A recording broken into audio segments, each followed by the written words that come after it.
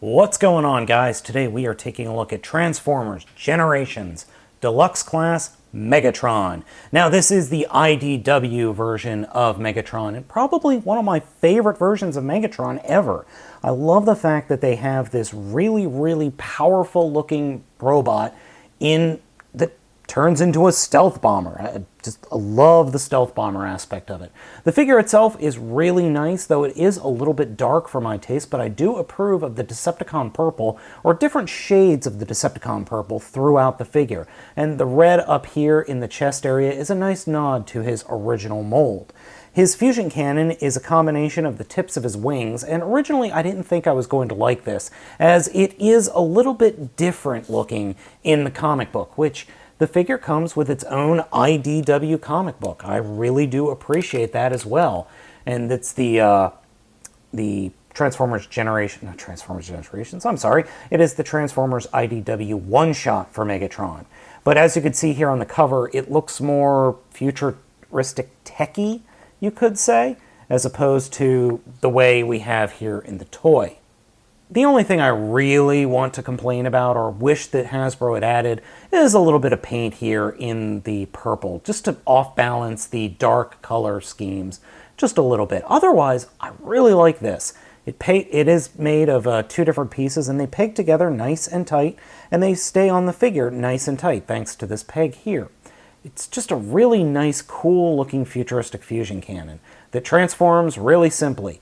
All you do is push the ends in, or when you're transforming into fusion cannon mode, flip these bits out and they slide out via gears. Just a nice little touch and a really cool accessory. Speaking of a really good upgrade is the head sculpt. It's just really nice. The head is on a ball joint, however my figure's ball joint is incredibly tight. So sometimes I have to use a pair of needle nose pliers with the electrical tape wrapped around the tips in order to move the head. Just really tight. He does have light piping, but again, thanks to this little piece that goes along behind his neck, or behind his head, not going to get much light piping there. Though the bucket head is really nice. I really like the bucket head. The only thing I don't like is the M modeled into the head. And unfortunately, that's not Hasbro. That's actually IDW in the way they've designed the head. See? They've got the M molded on the head, and I really don't like that. I just don't. That's just a personal thing, not a fan of it. Poseability of the figure is quite good. Head is, as I said, on a very tight ball joint. Very tight. Arms are on this hinge here for transformation, and then there's a ball joint in the upper shoulder. Swivel right above the elbow. Elbow is on what looks to be a plastic ratchet, but it just moves smoothly. Unfortunately, fists do not rotate as part of they're part of the transformation. There is no torso articulation. There is a ball joint in the hips, a swivel right above the knee, and the knee bends very far. That is due to the transformation. Now, thanks to this amount of posability, you can get some really nice poses going with this guy. And I personally am fond of something along the lines of this. But it doesn't really work for Megatron. Megatron is a more, I don't want to say stately, but he's more of a brawler or long-range brawler, I would think. Unfortunately, the ball joints on my figure aren't super tight, so they do have a tendency to fall, like you can see here. But still, you can get some really good poses out of this guy. You just have to be careful because, well, the cannon is a little bit on the heavy side, and as you saw, it does affect posability somewhat. But otherwise, if you're a little bit creative, you can get some really nice poses out of this guy. Of the 4 Generations figures, Megatron has the most complex transformation. To start with, we're going to take the arms and point them straight down to the sides and flip the fists up into the forearms. Then, take the middle of the figure, or actually before we do that, we have to come up here to the shoulders. At either side of his heads, the shoulders are actually tabbed into his chest. So we want to actually untab them, and then we could come to the very front of the figure and pull his belly away, or his stomach away from the rest of the figure. Lift up the nose cone of the jet and fold the whole thing forward, covering the head like that. Now that we've got the nose cone flipped up and forming the general fuselage of the bomber, what we're going to do is take the pieces that are making the shoulder and the outer abdomen, and what we're going to do is collapse the shoulder onto this double hinge piece here, collapse that down, and then wiggle it forward up to the tip of the nose cone. So we'll do the same thing over here. Pull it out to the side, slide it around, collapse it down, and peg it in like that. So there we have the front of the jet mode. Next, for the feet. We're going to take the feet and just collapse the feet up like that. And do that on the other side. Then we're going to take the legs and turn them so that the feet are pointing out, and then we'll rotate the knees up. So turn the leg so that the back of the leg is pointing away from the figure, and fold the leg up. And then what we're going to do is swing the hips up, and kind of just swing them up, and then flip the figure around. Fold the kneecaps in, definitely want to fold the kneecaps in. Flip the legs around, and they will peg into just behind the head. See that peg right there where my thumb is? That will fold forward, and then those two bits peg in there, and then you can take the feet and collapse them up against the rest of the body, like so. So now we have, actually, I think I've seen this thing in Descent. You know, the video game Descent. You youngins out there might not know what that game is, but that's okay. It's a good video game.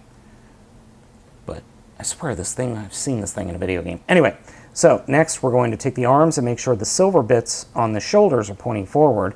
Then actually take the forearms and turn it so the silver parts are pointing straight up. And then this will snuggle up and peg into the legs and the inside of the front of the plane. So do the same thing over here.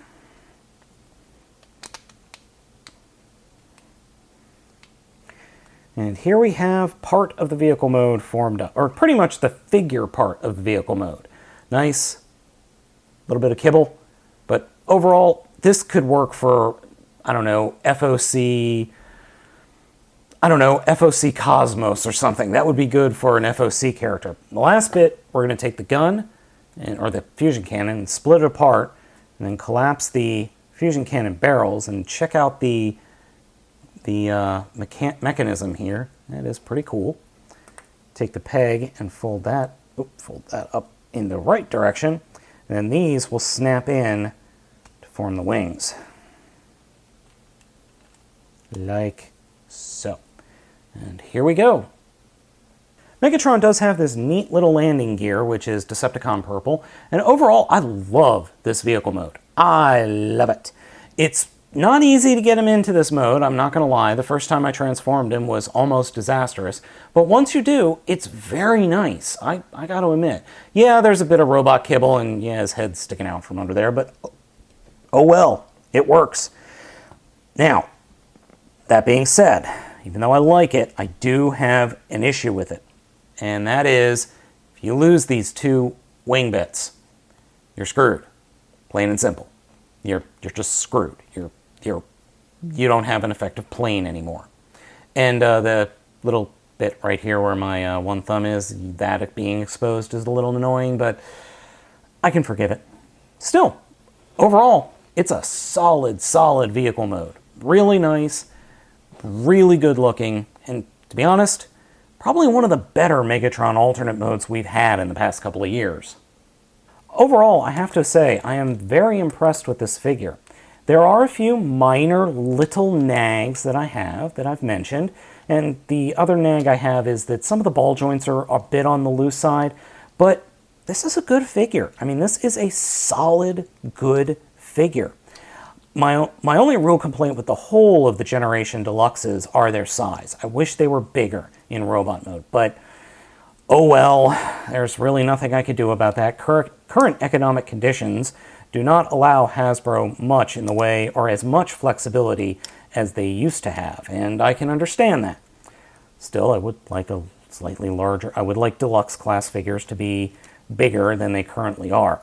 Now, transforming him back, the only real difficult part is just getting the shoulder bits lined up so you can get the nose cone folded up over Megatron's head. That's really the only difficult part, and while I'm talking about it, I am thoroughly failing. Does this version of Megatron belong in your collection? I am going to say yes. Yes, it does. I think this is a really nice figure. He looks good. He's a fun figure. He's fun to transform, if a little frustrating at times. He's just a good figure to have. So guys, this has been Baltmatrix for Transformers Generations Deluxe Class Megatron, saying I'll catch you next time, and you got to get this one because he's worth having, definitely.